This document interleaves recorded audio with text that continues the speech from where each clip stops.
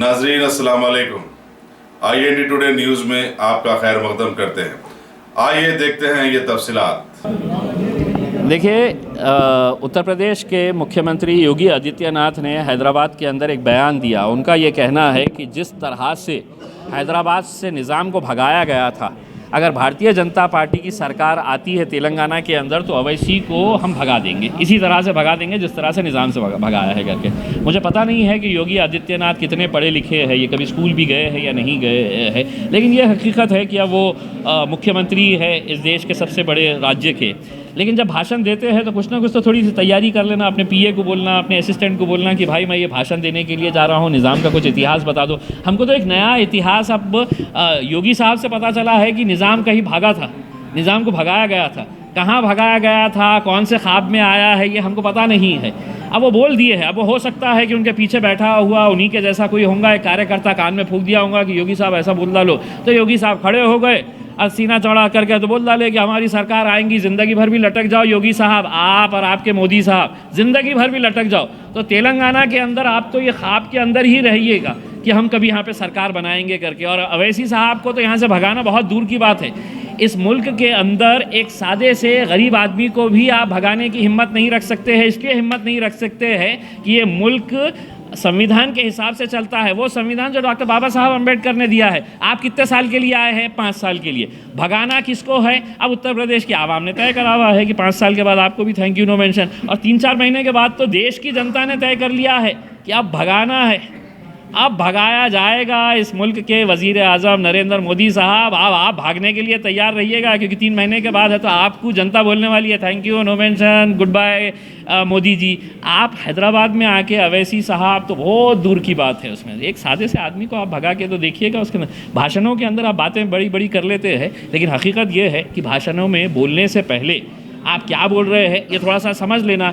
पता नहीं है कि आपको कितनी नॉलेज है, अगर नहीं है तो पड़ोस वाले से पूछना, किसी को काम पे लगाना कि निज़ाम भागा था क्या, निज़ाम को किसने भगाया था। ये नई नई बातें आप लेकर आ रहे हैं। अब बेचारे क्या हो गया है कि आपके भारतीय जनता पार्टी के जितने भी स्पोक्स पर्सन हैं, अब वो लोग है तो इसके ऊपर है तो सफाई देते घूम रहे, नहीं योगी जी का बोलने का मतलब ये था, योगी जी ऐसा बोलना चाह रहे थे। देखिए, अवैसी जब बोलते हैं ना तो जो बोलते हैं एक मर्तबा तीर छूट गई तो उसके ऊपर अटल रहते हैं, वो ऐसा घूमते फिरते नहीं रहते हैं कि हमारे को ऐसा डिफेंड करना पड़ता है। बोल दिए हैं तो बोल दिए हैं, लेकिन क्या करें, पूरी जमात ही उनकी अगर वैसी है भारतीय जनता पार्टी की, तो हम क्या कर सकते हैं इसके सब। इसमें हैदराबाद में जो तमाम पार्टी का रुख यहाँ पर है, उसकी क्या वजह है? क्या MIM से लोग को डर है?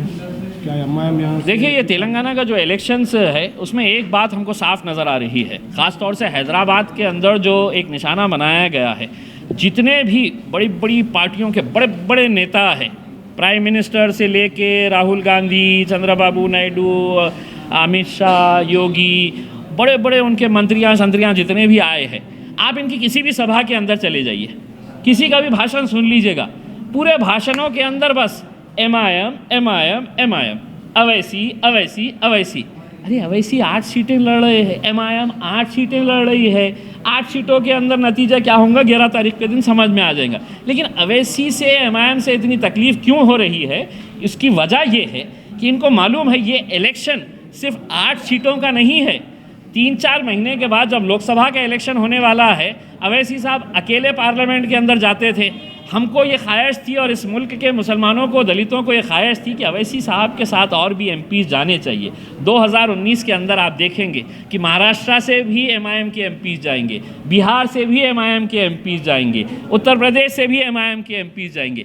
अब यही बात खटक रही है कि अगर वो यहाँ पर और ज़्यादा ताकतवर हो गए तो ये MP के इलेक्शन के अंदर तो नाक में दम कर डालेंगे हमारा। तो इसीलिए ये पूरे के पूरे गैंग अप होके बोले हैदराबाद में इनको कमज़ोर करो, ये आगे चलेंगे ही नहीं। लेकिन हैदराबाद की आवाम कहाँ कमज़ोर होने देती है? हैदराबाद के अंदर सिर्फ मुसलमान अवैसी साहब के साथ जुड़ा है ऐसा नहीं है। आपने देखे होंगे मीडिया की रिपोर्ट्स के अंदर, जब कैमरा पर्सन और रिपोर्टर अलग अलग दूसरे बस्तियों में जा रहे हैं तो कई सारे नॉन मुस्लिम्स हैं जो अवैसी साहब की तारीफ़ कर रहे हैं, जो बोल रहे हैं कि नहीं अवैसी साहब ने इस औरंगाबाद हैदराबाद शहर के अंदर जिस तरह का डेवलपमेंट का काम किया है, हर एक का काम करते हैं।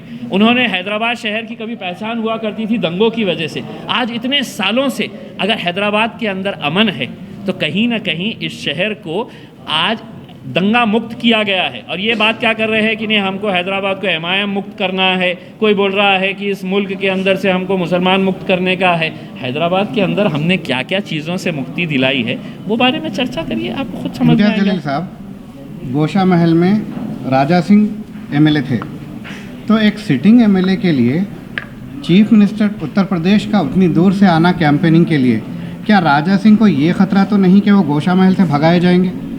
देखिए साहब, ऐसे छोटे मोटे लोगों के बारे में बात करने का मुझे मतलब ये नहीं है। उसमें कोई कैंडिडेट होगा उसके अंदर मैं पहचानता नहीं हूँ कौन है करके, उसमें कोई साहब है मतलब जो उलूल फुलूल की बातें करते रहते हैं, इसके लिए मशहूर है। उसके अंदर मेरे हिसाब से ऐसे लोगों के ऊपर मैं प्रतिक्रिया देकर अपना वक्त ज़ाया करना नहीं चाहता हूँ। Thank you.